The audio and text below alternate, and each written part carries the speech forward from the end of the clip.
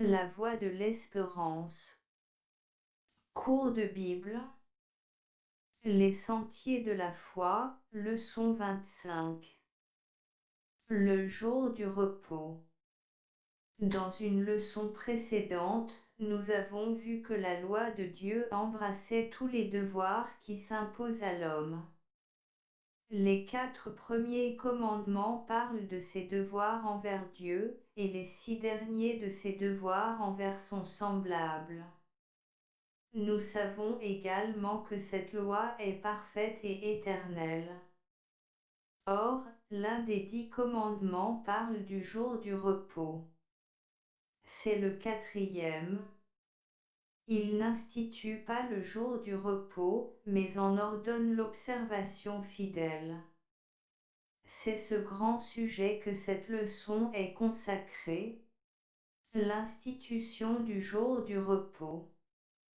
L'institution du jour du repos remonte au Jardin d'Éden, à la création elle-même.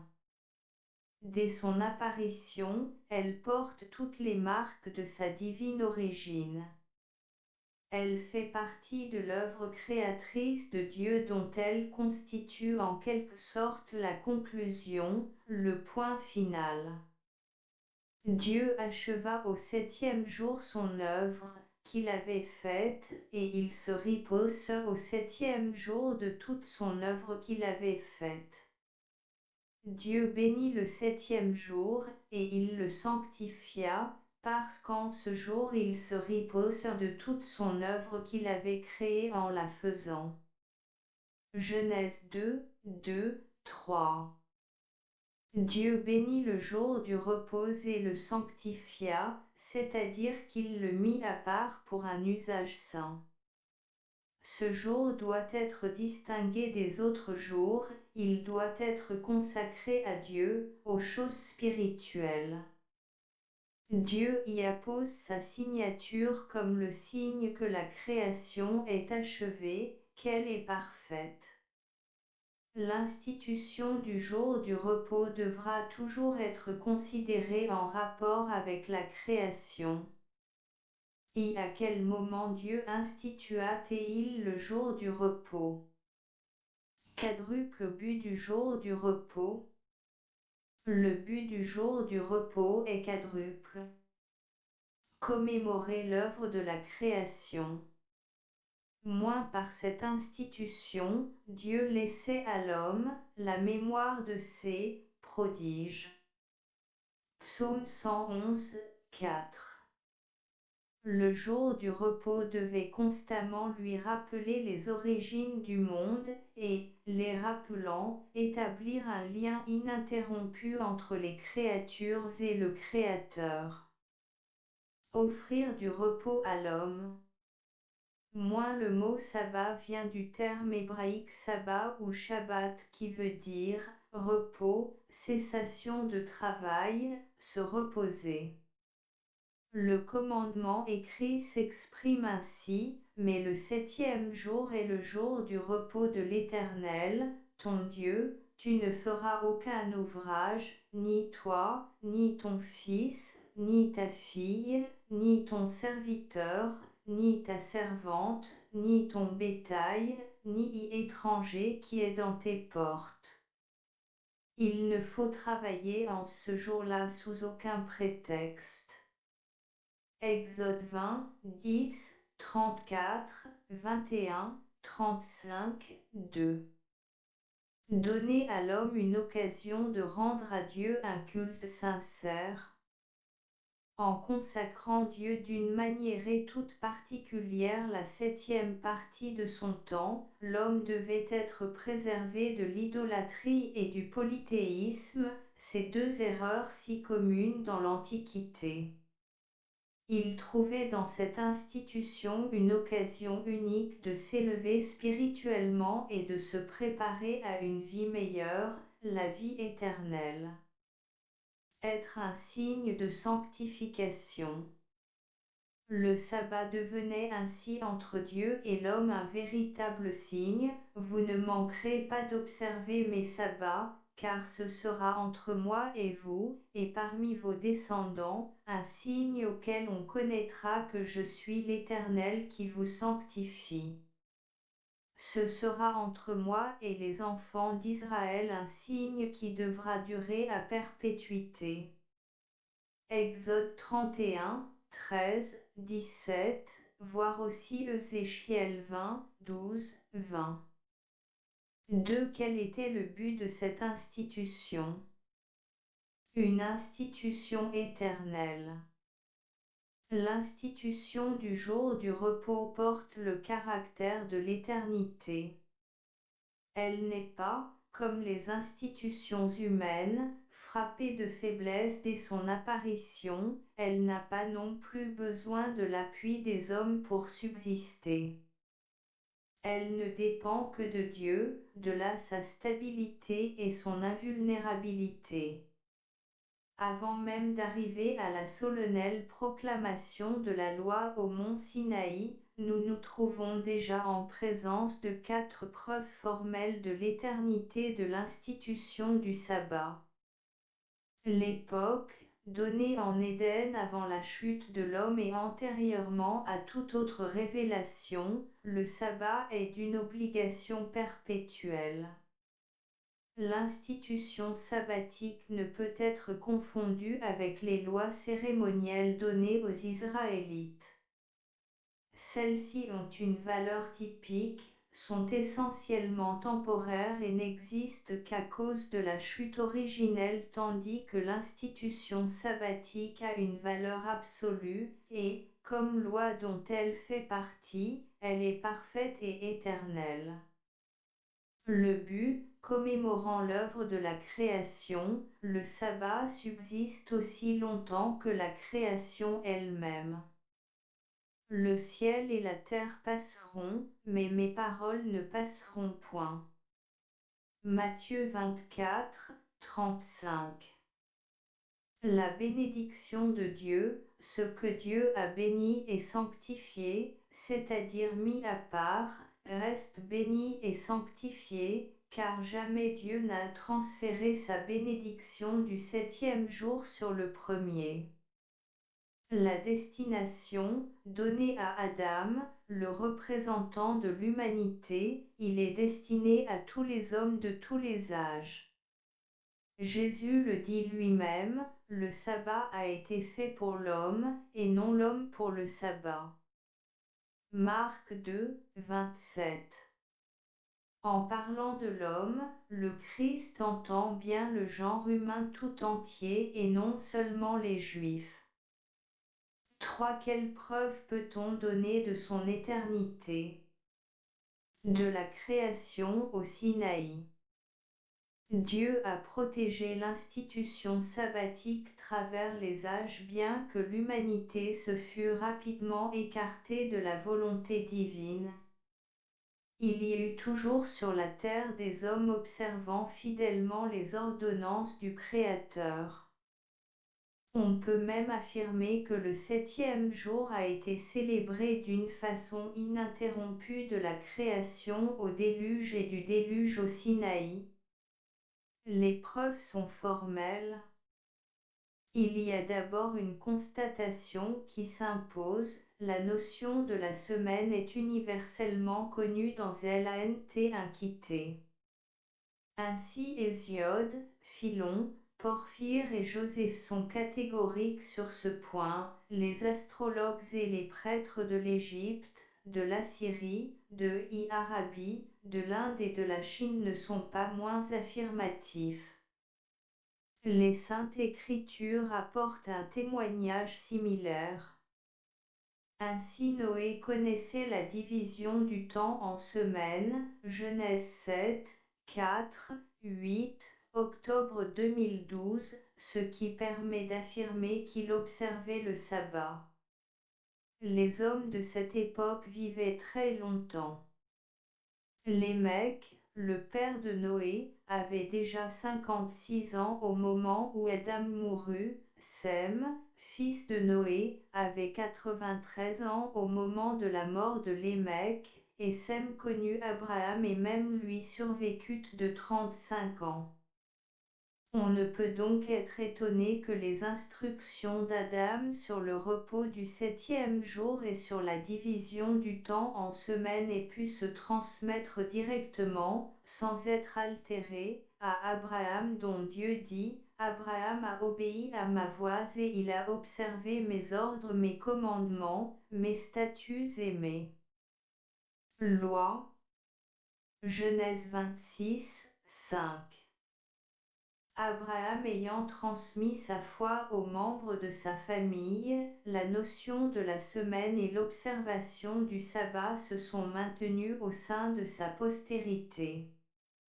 Nous en trouvons la preuve dans Genèse 29, 27 à 29, 50, 10 et Job 2, 13.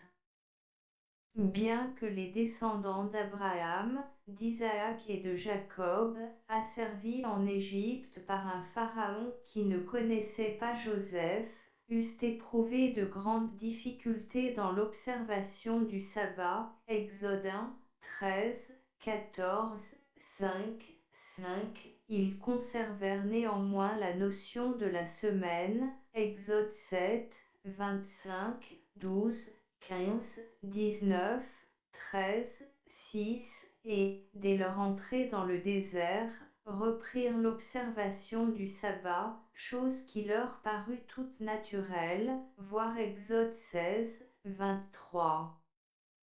Ajoutons que 40 ans durant, pour permettre aux Israélites d'observer le sabbat, Dieu opéra un triple miracle hebdomadaire. A. Il tombait une double mesure de manne le sixième jour. B. Il n'en tombait point le septième jour. C. Elle se conservait par exception du sixième au septième jour. Faut-il que cette institution ait revêtu un caractère sacré pour que Dieu fît en sa faveur plus de 6000 miracles? 4. Avant même de promulguer sa loi au Sinaï, par quel miracle Dieu montra-t-il aux Israélites qu'il attachait une grande importance à l'observation du sabbat? Du Sinaï à Jésus. C'est au Sinaï que Dieu promulgua solennellement sa loi. Israël l'a reçue des mains de Dieu par l'intermédiaire de Moïse. En vertu de sa mission, il devait s'en faire le propagateur chez toutes les nations voisines et jusqu'aux extrémités du monde. Tous les commandements avaient une portée égale, mais le sabbat constituait un signe de fidélité à toute la loi, ce qui explique la place considérable qu'il devait occuper dans la vie de la nation juive. À travers les pages de un Ancien Testament, on peut suivre l'histoire de l'observation du sabbat, une Chronique 9, 32, Psaume 92, tantôt fidèle, tantôt relâché, tantôt hypocrite jusqu'au jour de Néhémie et des derniers prophètes, époque à laquelle se dessine le mouvement formaliste qui, s'il met fin à l'idolâtrie et au polythéisme, n'en fera pas moins de tort à l'institution sabbatique. Celle-ci sera étouffée sous le fatras des interprétations fantaisistes et les hommes, pour n'en conserver que la lettre, en rejetteront l'esprit et renonceront aux bénédictions qui découlent de son observation fidèle. Les prophètes ont apporté le concours de leur inspiration et de leur hardiesse pour préserver l'institution sabbatique à la fois contre l'idolâtrie et le formalisme. Des âges entiers lui ont été consacrés. Voir Ésaïe 56, 4, 5, 58, 1, 14, Jérémie 17, 21 à 27, Ézéchiel 22, 8, 26, 23, 38, 20, 12, 20, etc. Pourtant, leurs admonitions n'ont pas été entendues et ils n'ont pas pu arrêter le déclin spirituel d'Israël, un déclin qui a coïncidé avec la lenteur de l'observance du sabbat et qui s'accentuera jusqu'au jour où le Christ apparaîtra. 5. Peut-on citer certains prophètes qui ont lutté contre l'idolâtrie et le polythéisme et tout particulièrement insisté sur la nécessité d'observer fidèlement le sabbat? Le Christ et le sabbat.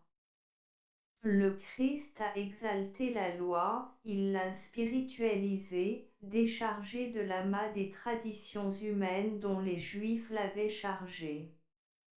Il a fait de même en ce qui concerne le sabbat. La casuistique juive avait complètement déformé l'institution sabbatique au point de la rendre méconnaissable. Elle l'avait entourée d'une haie de formules abracadabrantes, de défenses mesquines qui en faisaient un fardeau pour le peuple et la transformaient en un précepte d'homme. Le Christ démasque la coupable hypocrisie des pharisiens et condamne énergiquement le légalisme qui ignore l'esprit pour ne s'attacher qu'à la lettre. Vous abandonnez le commandement de Dieu, dit-il aux pharisiens, et vous observez la tradition des hommes. Marc 7, 8, 9. Loin de chercher à abolir ou à transformer l'institution sabbatique, le Christ, par une observance stricte mais juste et conforme à la volonté de son Père, lui a rendu son caractère véritable. Il l'a spiritualisé et de ce fait l'a rendu à sa destination première. Les évangiles en témoignent.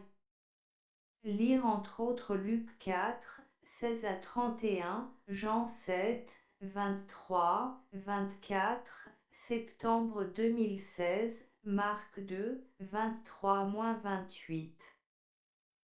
Comme s'il avait eu le pressentiment des assauts qui se livreraient plus tard contre le sabbat, il proclama la nécessité pour l'Église d'observer ce jour. En pensant aux tragiques événements qui détruiront bientôt Jérusalem et ses habitants, il dit à ses disciples qui réentourent: priez pour que votre fuite n'arrive pas en hiver ni un jour de sabbat. Matthieu 24, 20. Jérusalem fut détruite en l'an 70 après la dissolution de la constitution judaïque et le complet établissement de la dispensation chrétienne. C'est dire que, dans ses paroles solennelles, le Christ proclame pour l'Église chrétienne de l'an 70 et par conséquent de tous les temps, la nécessité d'observer le sabbat. Ajoutons que la prière des chrétiens fut exaucée, ceux-ci sortirent de la ville sains et saufs un mercredi, selon Grèce, et au printemps. 6. Quelle a été l'attitude du Christ à l'égard du sabbat? Les apôtres et le sabbat. Les apôtres n'ont fait que continuer le couvre du Christ. En tout point, ils ont marché sur les traces de leur maître. Saint Luc, dans son évangile écrit près de 30 ans après la mort du Sauveur, montre que le jour du repos précède immédiatement le premier jour de la semaine et que les femmes, ayant préparé des aromates et des parfums, se reposèrent le jour du sabbat selon la loi. Le premier jour de la semaine, elles se rendirent au sépulcre de bon matin. Luc 23, 56, 24, 1. Cet acte de la part de ces femmes prouve formellement qu'elles observaient le sabbat et considéraient le premier jour de la semaine comme n'importe quel autre jour. Rien dans leur attitude qui annonce un changement quelconque au sujet du jour qui doit être observé. Rien de semblable non plus dans l'attitude des apôtres. Les écrivains du Nouveau Testament ne parlent jamais d'un changement quelconque. Pour eux, le jour du repos reste le samedi, le 7e jour qui précède immédiatement le premier. Matthieu 28, 1. Saint Jean, qui écrit vers la fin du 1er siècle, n'entoure jamais le premier jour de la semaine d'un honneur quelconque et continue à désigner le jour du repos sous le nom de sabbat. Saint Paul déclare que l'observation des commandements est tout. 1 Corinthiens 7, 19, et que la loi est sainte, que le commandement est saint, juste et bon. Romains 7, 12, 3, 31. Il a fidèlement observé le sabbat, ce dont on peut se convaincre en lisant Actes 13, 14, 42, 44, 16, 13, 17, 2, 18, 4. Saint Luc, qui raconte les actes des apôtres, mentionne 9 fois le sabbat. Il montre que son observation, à l'exclusion de tout autre jour, était générale chez tous les chrétiens. Les autres apôtres l'observaient aussi. Voilà qui est clair, ni saint Paul, ni saint Pierre, ni saint Jacques, ni saint Jean n'ont écrit une seule ligne en faveur de l'observation du premier jour. Pourquoi ne pas suivre l'exemple de Jésus et des apôtres en observant le sabbat? Celui qui dit qu'il demeure en lui le Christ doit marcher comme il a marché, lui Rachem. 1 Jean 2, 6. Mais alors, d'où vient l'institution du dimanche? C'est ce que nous verrons dans notre prochaine leçon. 7a est celle des apôtres.